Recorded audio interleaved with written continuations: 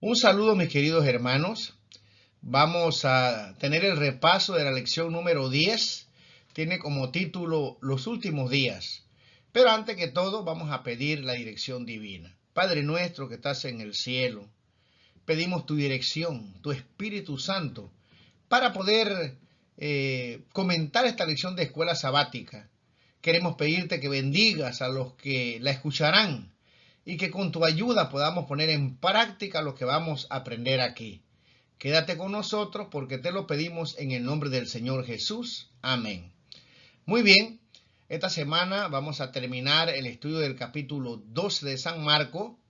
Vamos a estudiar acerca de la viuda que dio esa ofrenda de 2 blancas, 2 lectas en el idioma griego. Pero antes, recordemos que tenemos que memorizar para esta semana el versículo de memoria que encontramos en Marcos 13, versículos 26 y 27. Entonces verán al Hijo del Hombre que vendrá en las nubes con gran poder y gloria.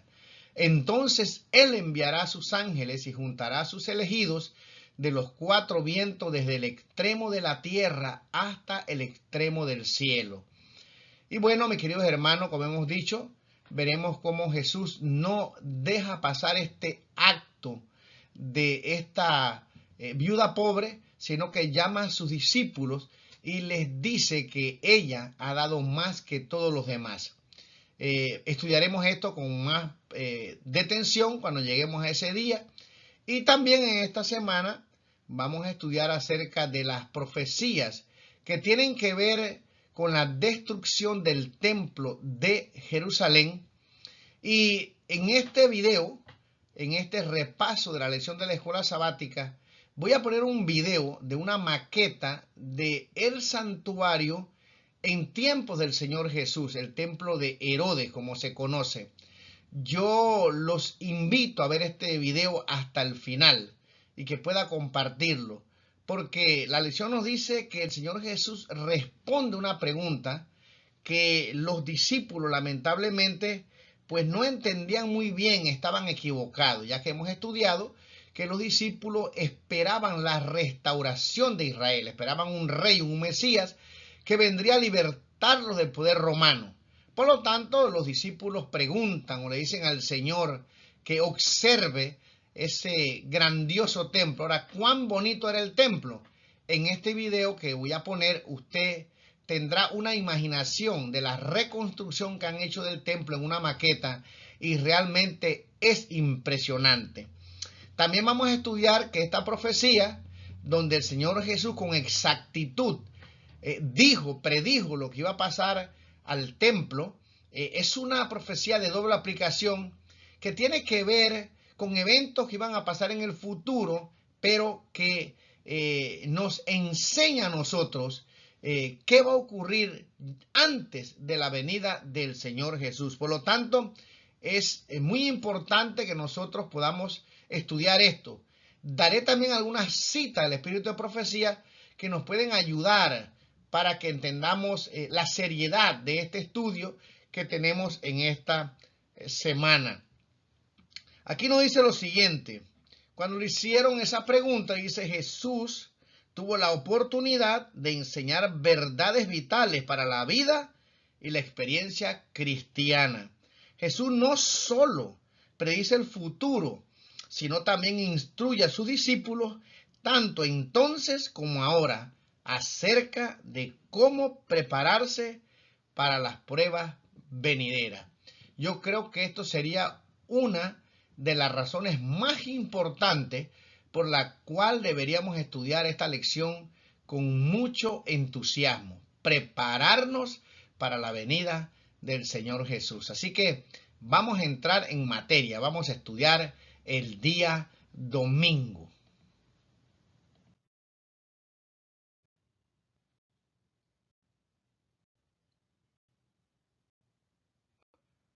Muy bien, el día domingo tiene como título 2 pequeñas monedas como ofrenda. El versículo que tenemos, o los versículos para estudiar, lo encontramos en el libro de San Marcos capítulo 12, versículo 41 al 44. Estando Jesús sentado delante del arca de la ofrenda, miraba cómo el pueblo echaba dinero en el arca, y muchos ricos echaban mucho.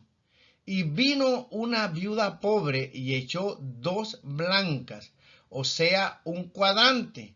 Entonces, llamando a sus discípulos, les dijo: de cierto os digo que esta viuda pobre echó más que todos los que han echado en el arca, porque todos han echado de lo que les sobra, pero esta de su pobreza echó todo lo que tenía, todo su sustento.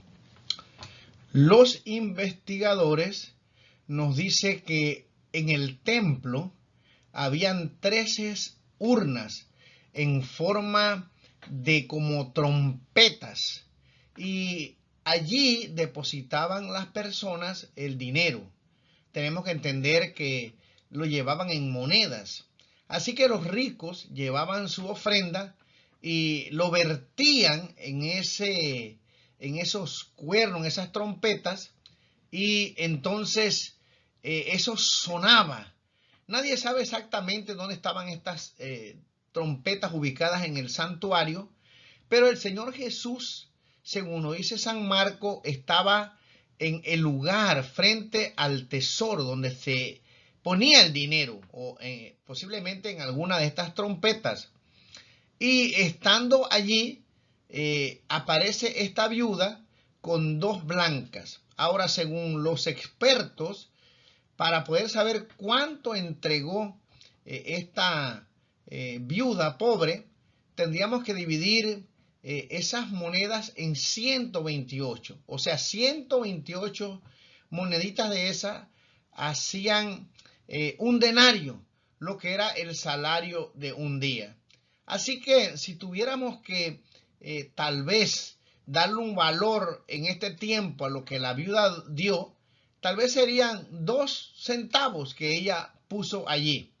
Sin embargo, el Señor Jesús dice que ella dio más que todos los demás. Hay varias razones por eso. En primer lugar, ella dio eso de corazón. En segundo lugar, ella dio todo lo que tenía. En tercer lugar, ella quería, dice el deseo de toda la gente, poder cooperar con el mantenimiento del templo. Así que ella pasó en medio de esos hombres que estaban allí adinerados, que llevaban sus bolsas tal vez de dinero y que las vertían en esas urnas de metal que sonaban, y ella puso esas 2 blanquitas, ¿verdad?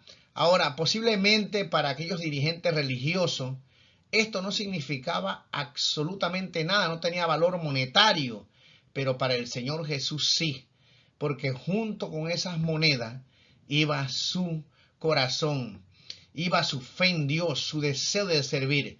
Si ella hubiera tenido mucho más dinero, lo hubiera puesto todo. Hay otros pasajes donde el Señor dice claramente que muchos echaban ahí, pero de los que les sobraba, ¿verdad? No estaban dando con un sacrificio, sino simplemente para ser vistos por los hombres. Por lo tanto, Jesús exalta a esta mujer.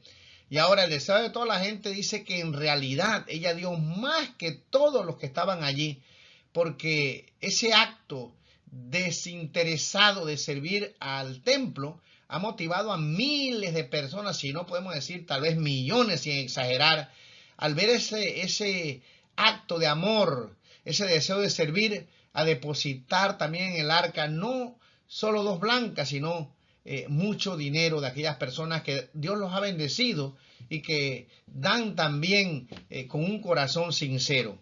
Ahora, la lección nos habla aquí de lo siguiente.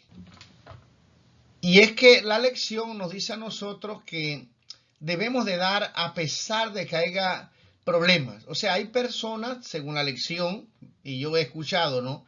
Yo no doy mis diezmos, no doy ofrenda porque se lo roban, porque lo utilizan mal. Entonces estas personas retienen esas ofrendas, esos diezmos, porque sienten que pues, ¿para qué darlo si si al fin y al cabo no lo van a utilizar como manda las Escrituras?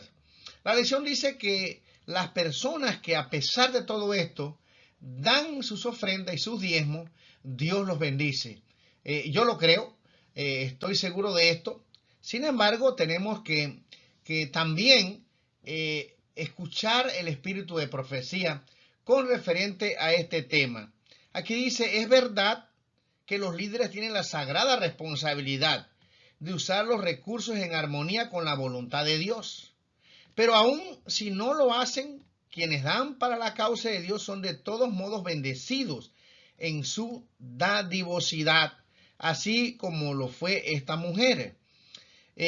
Nosotros sabemos que Jesús acababa de limpiar el templo, lo llamó una cueva de ladrones. Había excusa para que esta viuda no diera lo único que tenía, todo lo que tenía, su sustento, y pensar, bueno, ¿por qué voy yo a dar mi ofrenda si al fin y al cabo es poca? Si al fin y al cabo la van a utilizar mal, mejor no la doy. Sin embargo, aquí nos motiva que nosotros podamos darla a pesar de que hubieran problemas. Ahora, déjeme decirle algo. Hay acusaciones de estas que yo he mencionado, que usan mal los diezmos, que posiblemente algunos han robado, y ha sido así. Yo conozco una persona que tomó dinero, fui testigo, fue expulsado de la iglesia, por supuesto, desfranetizado, pero han habido a veces cosas que suceden. ¿Pasa esto todo el tiempo? No, son casos que pasan muy escasamente. Yo creo que los dirigentes tratan de hacer lo mejor. Es una responsabilidad muy grande delante del Señor. Yo no quisiera ni saber estar en los zapatos de estas personas si han utilizado las ofrendas, los diezmos mal, y tener que rendirle cuenta el día de retribución al Señor. Eso será algo muy difícil. Yo oro por esas personas. Jamás quisiera yo, como ya repetí, tener que lidiar con dinero que dan las personas, porque al fin y al cabo, mis queridos hermanos, cuando uno trabaja en una posición de esta, donde se maneja mucho dinero, sea que administres bien o no, siempre habrán personas que estén descontentos. Si te compras un carro bueno, hay personas que aunque sea de broma, y en broma a veces sí se de la verdad, mira, ahí van los diezmos que dan los hermanos de la iglesia y comentarios que están fuera de orden. Ahora, si es verdad, mis queridos hermanos, que usted se da cuenta que se está manejando mal los fondos de la iglesia, es nuestro deber de poder hablar. Este es el consejo que da el espíritu de profecía. Ahora, hay cosas que no se manejan bien, sí. Si usted investiga esto por usted mismo, yo lo aconsejo que usted mismo busque toda la cita del espíritu de profecía, usted se va a dar cuenta que hay cosas que dice la sierva de Dios que a veces no se hacen. Por ejemplo, ella dice que cuando ya se pagan todos los pastores en las asociaciones, si queda dinero restante, sobrante, ese dinero se puede ayudar a lugares donde no hay pocas personas, donde no hay muchos diezmos, para comprar inclusive iglesias, y después esa iglesia, cuando crecen, puedan devolver ese dinero a la asociación. Y hay otras cosas más que ella dice que se puede utilizar con el diezmo, y es evidente, ¿no?, que hay asociaciones, no todas, pero que le pagan a sus pastores, que no son tantos, y queda mucho dinero. Ellos tendrán que darle cuenta acerca de esto. Pero si usted está seguro y es una persona que trabaja en la iglesia como un siervo, a mí no me gusta utilizar la palabra líder, porque esa palabra no está en la Biblia, pero si usted es un siervo, un dulos, un esclavo del Señor, que es la palabra bíblica, es su deber hacer lo siguiente. Leamos esta cita del espíritu de profecía.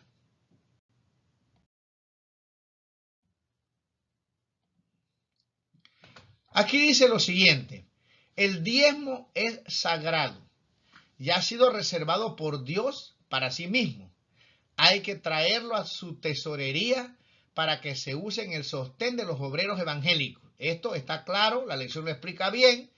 La viuda, a pesar de los problemas que habían, de que estos líderes habían convertido el templo que era o que debía haber sido de oración en una cueva de ladrones, ella, a pesar de eso, llevó su ofrenda, y Jesús la exaltó, ¿verdad? Reconoció ese gesto de que ella dio, que dio esas dos blancas de corazón, Y entonces eso es un ejemplo para nosotros, ¿no? Ahora, si nosotros sabemos en el tiempo actual de esta situación, hacemos lo siguiente. Dice aquí, se ha robado al Señor durante mucho tiempo, porque hay quienes no comprenden que el diezmo es la porción que Dios se ha reservado.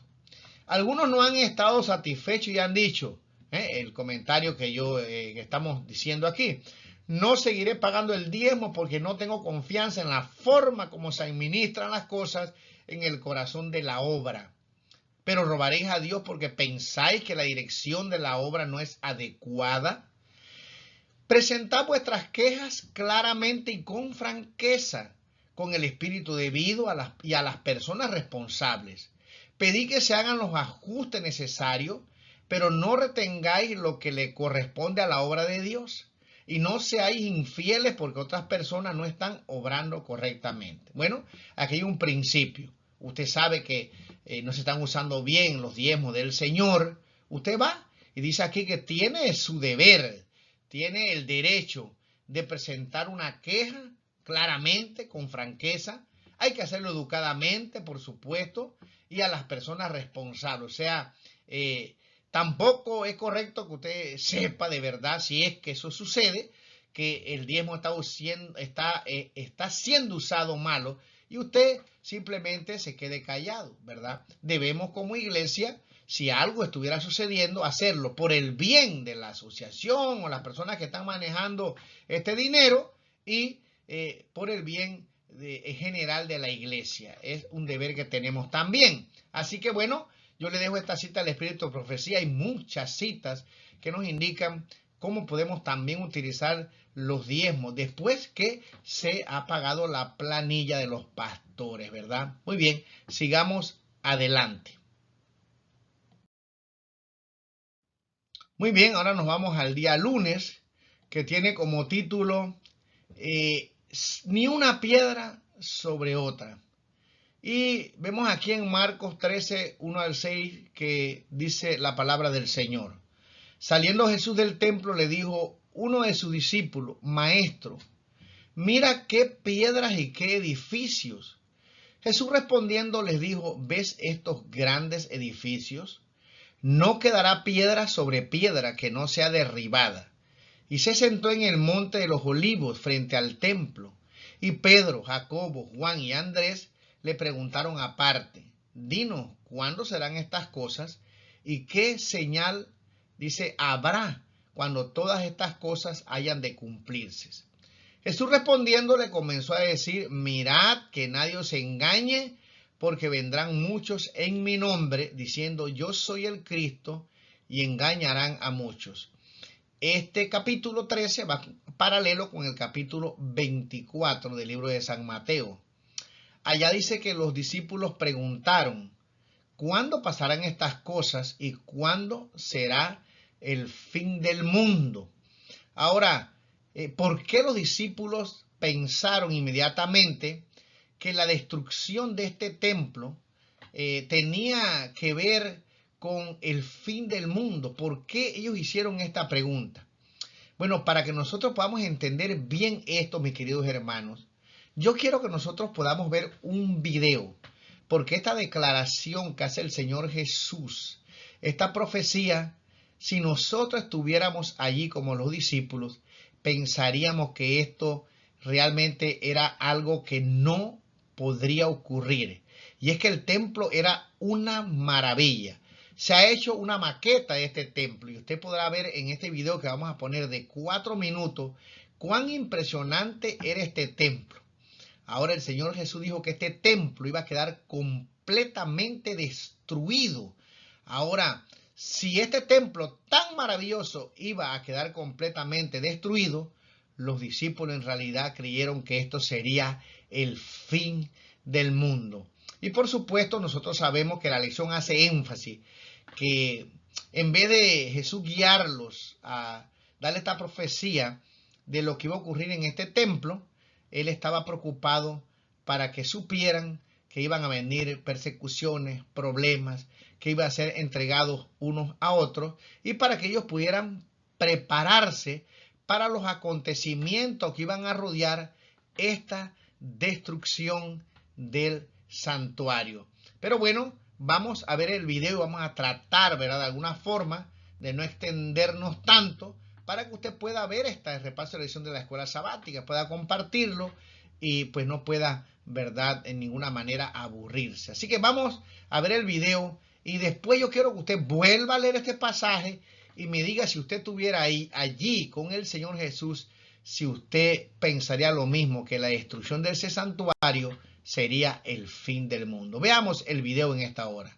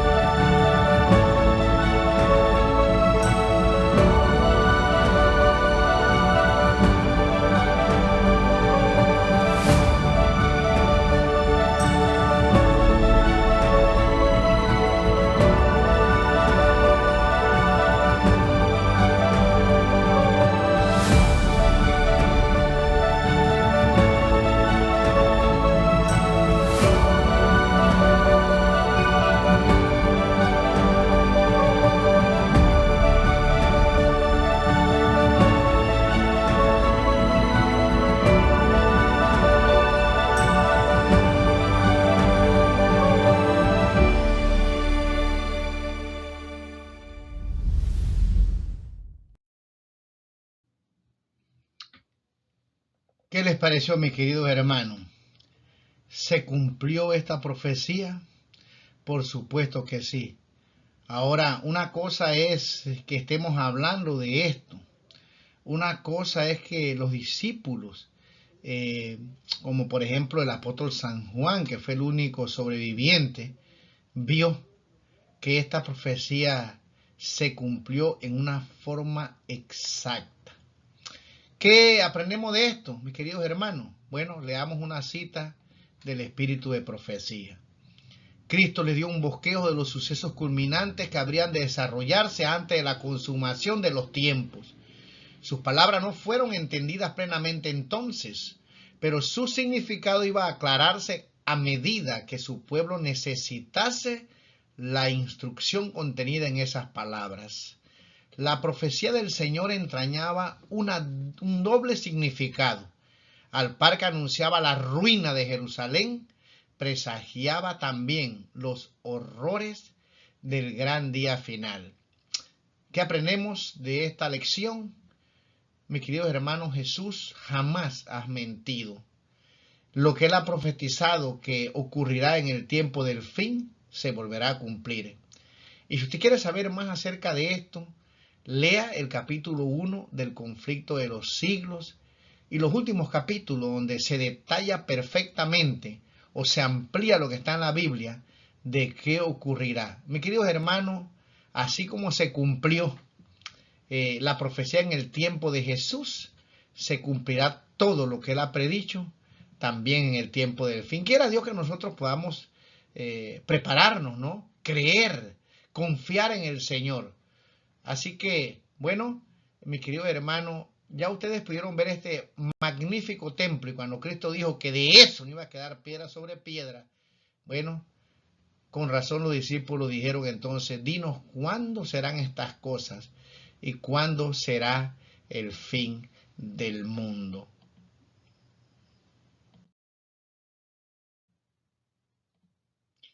El día martes tiene como título La abominación asoladora.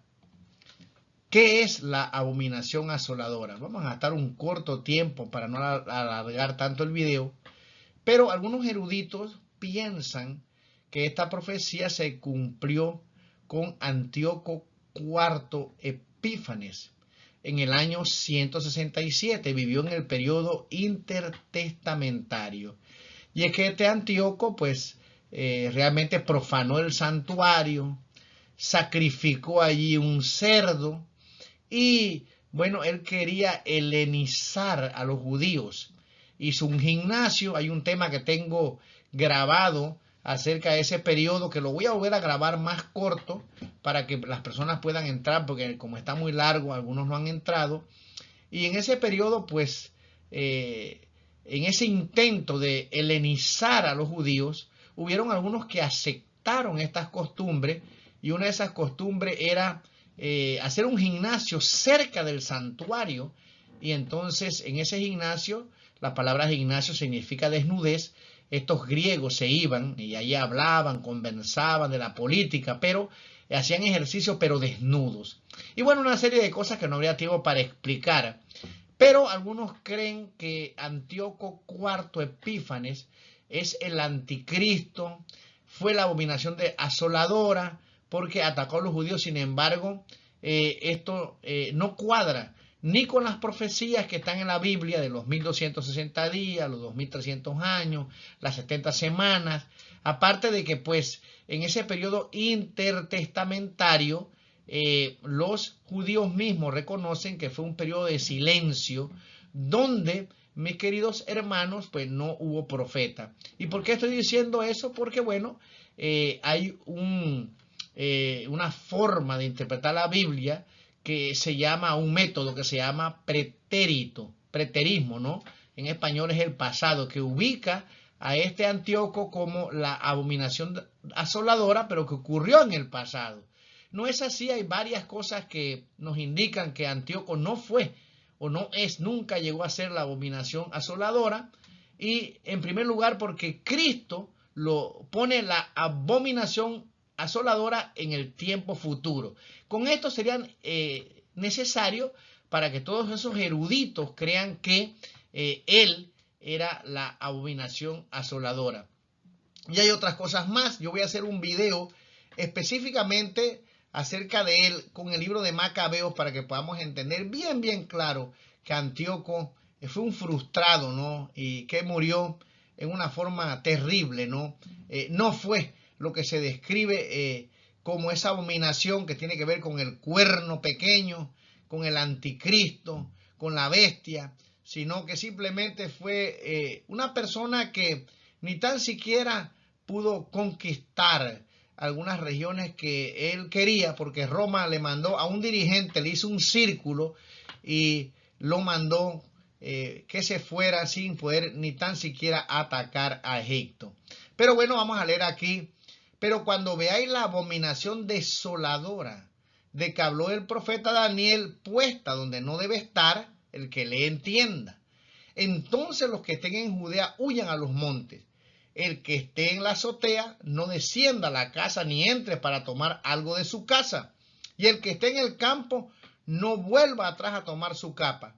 Mas ay de las que estén en cinta y de las que críen en aquellos días. Orad pues que vuestra huida no sea en invierno.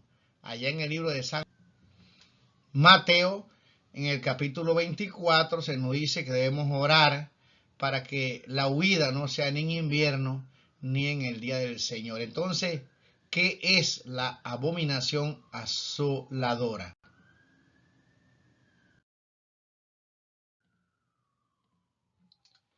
Muy bien, dice aquí en el libro de Lucas capítulo 21 y versículo 20 a 21 lo siguiente. Pero cuando vieres a Jerusalén rodeada de ejércitos, sabed entonces que su destrucción ha llegado. Entonces los que estén en Judea huyan a los montes, y los que en medio de ella váyanse, y los que estén en los campos no entren en ella. Entonces la señal que dio el Señor Jesucristo era que cuando vieran a Roma clavar los estandartes romanos, ellos supieran que esa era la señal para que los cristianos tuvieran que salir huyendo. Así que, mi querido hermano, la abominación asoladora no es más que la presencia de los romanos que en el año 60 vinieron a sitiar a Jerusalén. Pero nosotros sabemos que el general Vespasiano, cuando tenía asediada a Jerusalén, decide retirar sus tropas. Los judíos salieron a perseguirlos y bueno, la forma como se describe esto en el capítulo 1 del conflicto de los siglos da mucha información porque es tomado de los, digamos, registros de Josefo que estuvo presente en el año 70 cuando fue destruida Jerusalén. Pero el ejército de Vespasiano se retira, los judíos los atacan, creen que tienen la victoria, regresan a Jerusalén con una gran cantidad de provisiones que dejaron los romanos, pero en el año 66 regresó Tito, el hijo de Vespasiano, y finalmente el templo fue completamente destruido. En este periodo que hubo entre la salida de Vespasiano, el retiro del ejército, los cristianos que vieron esta señal salieron de Jerusalén como Cristo exactamente le había dicho en las profecías. El que estaba dentro de la ciudad salió, los que estaban afuera huyeron hacia la ciudad de Pela, y la sierva del Señor y la historia dice que ningún cristiano pereció. Esto es muy importante porque se nos dice también que cuando nosotros veamos la abominación asoladora en el tiempo del fin, es tiempo para que nosotros podamos salir de estas ciudades y prepararnos porque faltaría muy poco para la venida del Señor Jesucristo. Así que, ¿qué es la abominación asoladora? Bueno, los estandartes romanos, que no solamente eran símbolos paganos, sino que también eran idolatría, o sea, hacían actos de idolatría, bailaban alrededor de estos símbolos que tenía como centro el águila y lo adoraban. Así que esto era una profanación a las costumbres del pueblo judío. Así que en otras palabras, ¿qué es la abominación asoladora? Es cuando los judíos pusieron los estandartes en las colinas y de esta forma los que entendieron la profecía pudieron escaparse.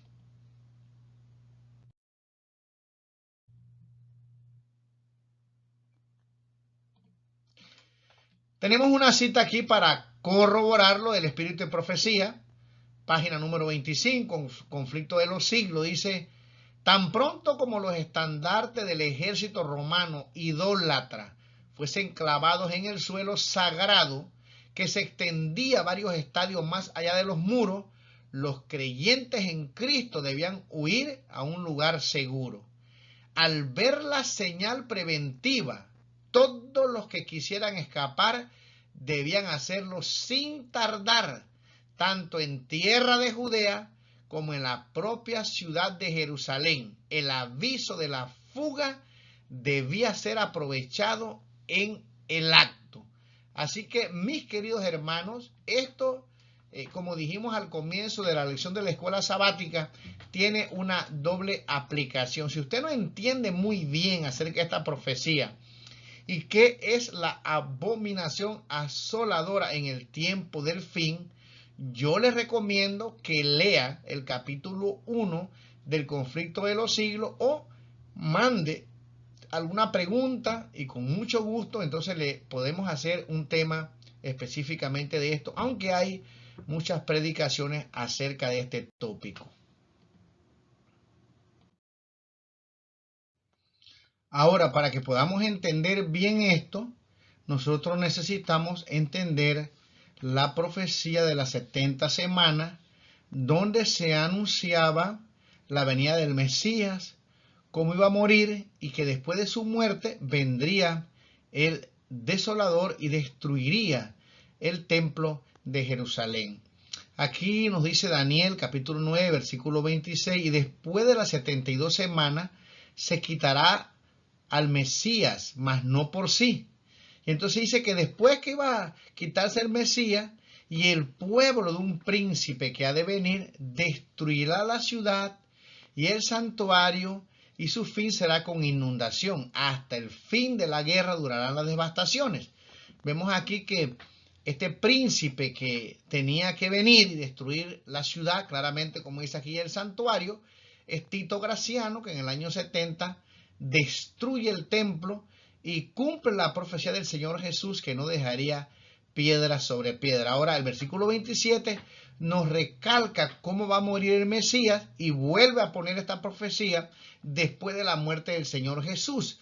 Y por otra semana confirmará el pacto con muchos. A la mitad de la semana hará cesar el sacrificio y la ofrenda. Esto significa que Jesús, ¿verdad?, predicó 3 años y medio. A la mitad de los 7 años, que era la última semana, Cristo muere, y en el año 34, como vemos aquí, ¿verdad?, en esta pequeña imagen, matan a Esteban, comienza la predicación para los gentiles y se cumple la profecía de los 70 años. Ahora dice que después, con la muchedumbre de las abominaciones, vendrá el desolador, ese príncipe que iba a venir a destruir la ciudad. Dice hasta que venga la consumación y lo que está determinado se derrame sobre el desolador. Aquí nos lleva, mis queridos hermanos, a el tiempo del fin, ¿verdad? Cuando Dios retribuirá a este desolador, porque tomemos en cuenta que esto se va a volver a repetir más grande cuando realmente pues, el mundo entero haga su decisión y el mundo se divida en 2 bandos: los que adoran a el Señor Todopoderoso y los que finalmente decidan adorar a la bestia y unirse al anticristo para perseguir al pueblo de Dios. Y entonces el Señor vendrá a salvarnos, a buscarnos para llevarnos con Él a vivir por la eternidad. Muy bien, el miércoles tiene como título La Gran Tribulación. Y la lección trata de explicarnos que a través de la historia han habido varias persecuciones. Hubieron persecuciones durante el Imperio Romano, durante 10 emperadores, persecuciones muy terribles. Pero después la lección de escuela sabática nos dice que vino una persecución que nosotros conocemos bien, que es la profecía de los 1260 años, que comenzó cuando el Papa toma el poder en el año 538 y persigue a todos aquellos que no están de acuerdo con él, y esta profecía termina en el año 1798, esto lo debemos de saber de memoria, cuando el general Berthier va a Roma y toma cautivo al Papa Pío VI y muere en la isla de Aviñón. Todo este periodo fue un periodo de persecución. Luego tenemos aquí una persecución que se llama la Gran Tribulación. Antes de esa Gran Tribulación, Mateo, que es un capítulo paralelo con este, nos dice que antes de esa Gran Tribulación vendrá una pequeña tribulación. Esa tribulación, muchas personas descansarán, morirán, serán perseguidos, así como en el tiempo de Jesús fueron entregados hermanos, hijos, se entregaron a los padres, perseguidos. Así ocurrirá también en esa pretribulación. Y después nos habla de una gran tribulación. Y yo creo que en este versículo, Marcos 13:19, se está refiriendo al mismo evento que ocurrirá según San Mateo 24. Porque aquellos días serán de tribulación, cual nunca ha habido desde el principio de la creación que Dios creó hasta este tiempo. Y dice aquí, ¿verdad? Es un adverbio que ni la habrá. O sea, no habrá ninguna persecución más, porque por supuesto, al entender las profecías, esta será la última persecución. Entonces habrá una persecución antes de la venida de Cristo, una pretribulación, en la cual habrán, digamos, personas que entregarán su vida por el Evangelio. Pero después vendrá una gran tribulación, mis queridos hermanos, que tiene que ver con las plagas que están en esta imagen. Esa persecución ya, pues, es la retribución que Dios le dará a este mundo.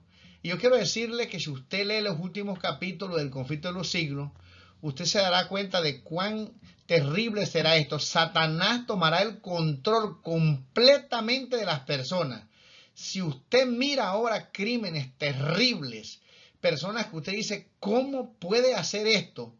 Bueno, mis queridos hermanos, en ese tiempo, cuando se le permita a Satanás, ya que las personas han decidido seguirlo a él, que tome el control de aquellos que no se entregan a Cristo, estas personas realmente alcanzarán una maldad tan grande que usted, como vamos a leer, no tiene idea.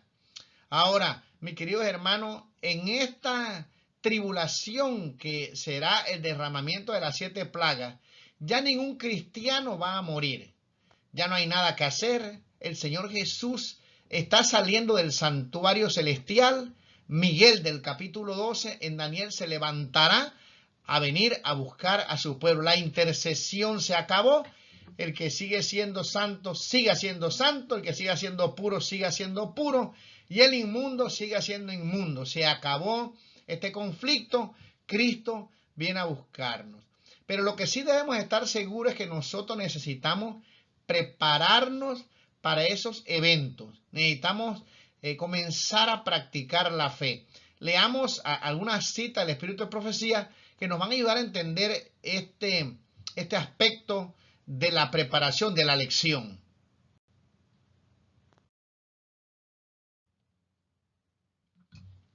Dice aquí en Maranata, el Señor viene, página 283, lo siguiente.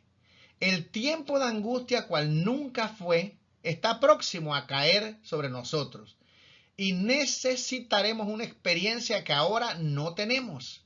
Yo me imagino si en el tiempo de Elena G. de White las personas oraban, estudiaban la palabra del Señor. Hoy hay una frialdad en el estudio de la Biblia. Hoy se ora muy poco y si se ora, tal vez no se ora con ese deseo de tener un encuentro con el Señor. Bueno, esto es lo que muchas personas me han dicho, ¿no? Que están fríos, que no oran, que no pueden dedicar tiempo a estudiar. Estamos ocupados. El enemigo nos tiene distraídos. Sin embargo, aquí dice que necesitamos una experiencia que en aquel entonces, dice la sierva de Dios, no teníamos. ¿Cómo sería ahora, verdad? Al analizar la situación, las iglesias que están quedando vacías, algunas, ¿no? Yo no conozco todas las iglesias en el mundo entero. Hay buenos informes que hay lugares donde las personas están aceptando el evangelio, pero amigos que tengo en otras iglesias me informan que sus iglesias están decayendo, que hay miembros que no van. Después de la pandemia hay muchas personas que nunca regresaron. Y el pasaje nos sigue diciendo lo siguiente: y que muchos que no se preocupan por obtener, a menudo ocurre que la angustia en la crisis que tenemos por delante, la descripción más vívida no logra dar idea de la magnitud de la prueba. Mi querido hermano, aquí dice, ¿verdad?, que no tenemos esa experiencia y que muchos no tienen ese deseo de tenerla, ¿verdad? Pero que la crisis que realmente vendrá, no hay palabras, ¿no?, cómo describirla. Y hay citas todavía que son, digamos, más directas, ¿no?, más crudas con referente a lo que nos espera. Ahora, nosotros sabemos que si tenemos una relación con el Señor, que si oramos, estudiamos y compartimos lo que aprendemos, no tenemos nada de preocuparnos. Esto es para que nosotros podamos meditar en esta hora cómo está mi relación con Dios. Y la pregunta personal es, ¿me estoy preparando para encontrarme con el Señor Jesús? Y luego el Señor Jesús continúa diciéndonos algunas señales.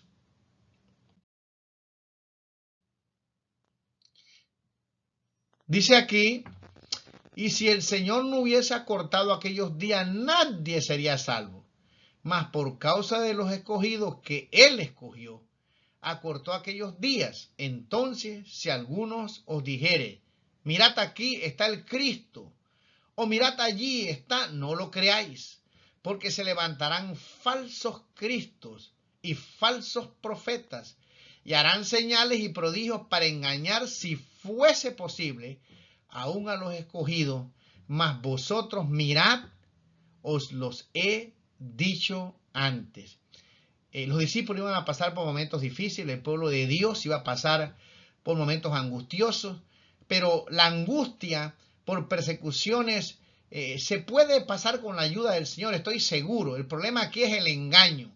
Aquí dice en 2 de Corintios 11, 13 y 14, porque estos son falsos apóstoles, obreros fraudulentos, que se disfrazan como apóstoles de Cristo.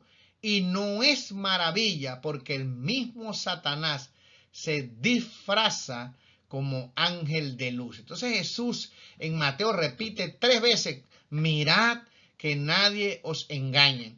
Y aquí nos dice que habrán falsos cristos. ¿Está ocurriendo esto en la actualidad? Por supuesto que sí. Aquí dice que se levantarán falsos profetas. ¿Está ocurriendo esto en la actualidad? Por supuesto que sí. Hay un enredo, mis queridos hermanos, con el estudio de la palabra. Algunos dicen que hay 3 Isaías porque aplican un método histórico, crítico. Algunos dicen que el Deuteronomio no lo escribió Moisés, sino varios libros. El problema es que ellos no saben quién los escribió. Y yo siempre les pregunto, utilizando Isaías capítulo 46, versículo 10 al 12, un versículo donde dice que Dios conoce lo por venir. Así que ellos creen que pues esas personas escribieron en el tiempo en que se cumplen las profecías, porque les cuesta tener fe en creer que el Señor conoce todas las cosas antes que sucedan. Para mí no hay ningún problema. Yo escucho lo que ellos dicen, pero la palabra del Señor es clara. Nos indica qué es la fe: creer en las cosas que no se ven, tener confianza en el Señor. Así que estos falsos profetas van a hacer señales, van a hacer prodigios y van a engañar a muchas personas, pero son aquellos que no estudian la Biblia, aquellos que no creen en el espíritu de profecía, van a ser engañados. Pero tú y yo, si estamos escuchando esta lección, si no estudiamos, pues deberíamos en esta hora tomar esto en serio, repasar esta lección y prepararnos para que no seamos engañados. No tenemos por qué serlo, porque Dios nos ha dado mucha luz para que nosotros no podamos realmente pues ser engañados, valga la redundancia.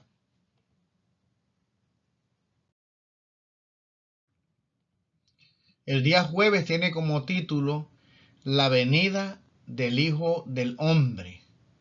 Leemos en el libro de San Marcos capítulo 13, versículos 24 y 32 al 32. Pero en aquellos días, después de aquella tribulación, el sol se oscurecerá y la luna no dará su resplandor, y las estrellas caerán del cielo, y las potencias que están en los cielos serán conmovidas.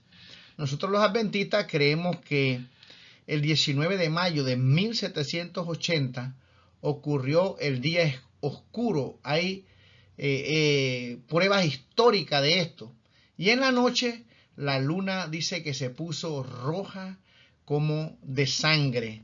Creemos que el 13 de noviembre de 1833 hubo una caída de meteoritos. Y usted puede corroborar esto aún buscando en cualquier enciclopedia histórica. Estos fueron hechos que ocurrieron. Así que, mis queridos hermanos, yo creo que posiblemente esto se vuelva a ocurrir. Ahora, hay algo que yo estoy seguro que volverá a suceder en una magnitud impresionante. Y aquí, en la descripción del video, le voy a dejar uno para que usted pueda verlo. Yo creo que, mis queridos hermanos, antes que el Señor Jesucristo venga, habrá un gran terremoto. Porque aquí dice que las potencias que están en los cielos serán conmovidas. Mi querido hermano, antes del oscurecimiento del sol, la caída de las estrellas y la luna que se convirtió en sangre, nosotros también creemos que en el año 1755 hubo el terremoto de Lisboa, que, mi querido hermano, ha sido el terremoto hasta el día de hoy más grande que ha ocurrido en extensión. La cantidad de personas que mató fue increíble debido a que en aquel entonces no habían tantas personas. Yo creo, mi querido hermano, que antes que Cristo venga habrá un terremoto terrible. Es más, los científicos por muchos años están anunciando que la falla de San Andrés se va a romper en cualquier momento. Y yo quisiera que usted viera una simulación de lo que va a ocurrir en este evento. Ahora, por supuesto, en ese video que voy a poner allí hay partes de película, me imagino. Yo no soy una persona que ve mucho televisión, pero hay partes de películas, pero la persona que va hablando va explicando qué sucederá si esta placa llegara a romperse en nuestro tiempo. Bueno, yo aquí también vivo en Vancouver, hay una falla y han hecho simulaciones donde, bueno, yo tendré que descansar también. Habrá solamente una parte que está muy alta y que creo que será muy difícil llegar allí. Solamente que el Señor en su misericordia me quiera proteger, porque hay un salmo que dice que las montañas se podrán mover y si el Señor está con uno no pasará nada, pero eso ya está en las manos del Señor. Pero yo creo que antes que Cristo venga se podrán repetir estas señales nuevamente, pero de lo que estoy seguro es que habrá un terremoto. Lo invito para que usted pueda tomar un tiempo más y ver este video. Dice aquí entonces, después que ocurran estas cosas, verán al Hijo del Hombre que vendrá en las nubes con gran poder y gloria. Y entonces enviará a sus ángeles y juntará a sus escogidos de los cuatro vientos desde el extremo de la tierra hasta el extremo del cielo. De la higuera aprended la parábola. Cuando ya su rama está tierna y brotan las hojas, sabéis que el verano está cerca. Así también vosotros, cuando veáis que suceden estas cosas, ¿qué dice aquí? Conoced que está cerca a las puertas. De cierto os digo que no pasará esta generación hasta que todo esto acontezca.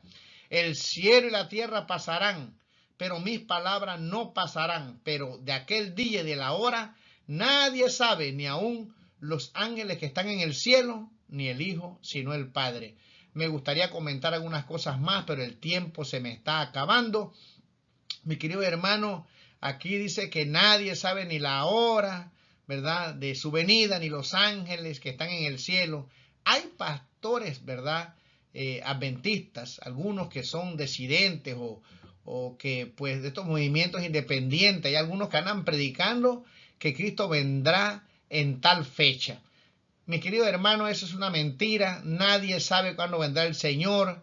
Tenemos señales que nos indican que está cerca, pero eso, mis queridos hermanos, lo sabe el Padre. Así que no escuchemos a estas personas, no dejemos que nos engañen por muy adventistas y que prediquen la palabra del Señor y los mandamientos, porque están completamente equivocados. Oremos por ellos para que Dios los ayude, ¿verdad? Pueden ser sinceros, pero mis queridos hermanos, creer una mentira es estar completamente del lado del enemigo y promoverla es peor. Así que la lección está preocupada también porque aquí dice que de cierto os digo que no pasará esta generación hasta que todo esto acontezca. Y entonces trata la lección de explicarnos acerca de los pronombres ese, este, ¿no? Se nos dice pues en la lección que cuando dice este se refiere a profecías que estaban para cumplirse en el tiempo de Jesús, y ese día se refiere a la venida del Hijo de Dios. De todas maneras, a mí no me da ningún problema. Yo creo que el contexto me dice que la generación que vivió en el tiempo de Jesús vio la profecía cumplirse de la destrucción de Jerusalén, y para ellos eso fue como si fuera el fin del mundo.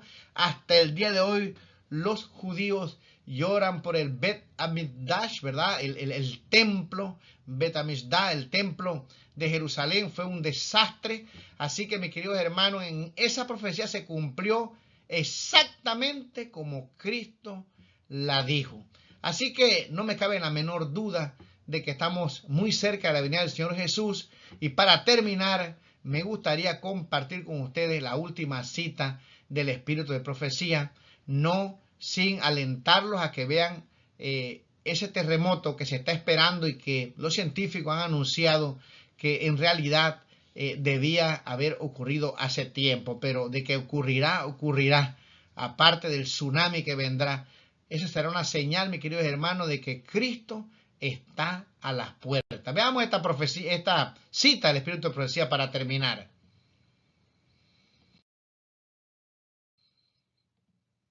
Dice lo siguiente: el poder transformador de Dios debe estar en nuestros corazones.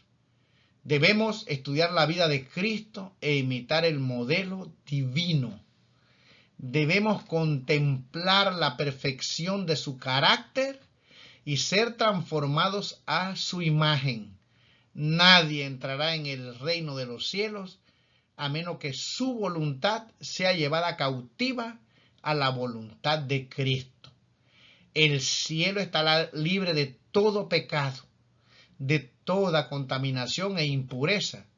Y si hemos de vivir en su atmósfera, si hemos de contemplar la gloria de Cristo, debemos ser puros de corazón, perfectos en carácter, y viene lo más bonito de esta cita: por medio de su gracia y justicia.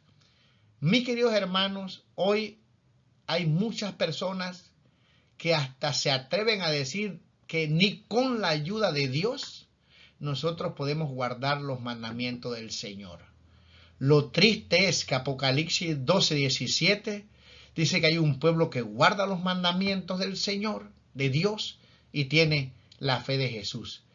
Somos los únicos que nos contradecimos en las cosas que enseñamos. Mis queridos hermanos, el problema no está en Dios, el problema está en nosotros. Aquí dice claramente que si nosotros le entregamos nuestra voluntad al Señor, el poder transformador de Dios, dice, cambiará nuestros corazones y seremos transformados a su carácter y a su imagen. Debemos creer eso. Por muy pecadores que seamos, necesitamos creer que en Cristo Jesús todo lo puedo en Cristo. Si no, mis queridos hermanos, estamos viviendo una mentira, predicando una mentira.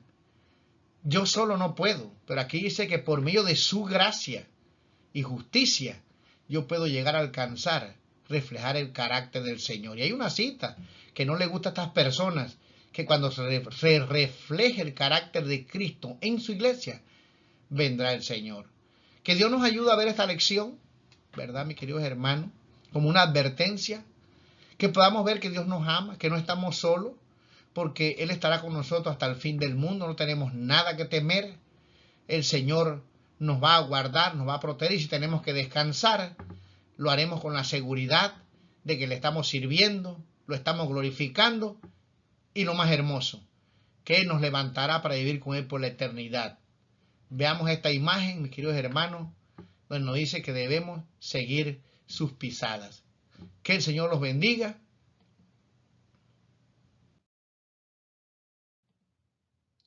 Nos vemos el próximo sábado con la siguiente lección. Deseo que pasen un feliz viernes, día de la preparación.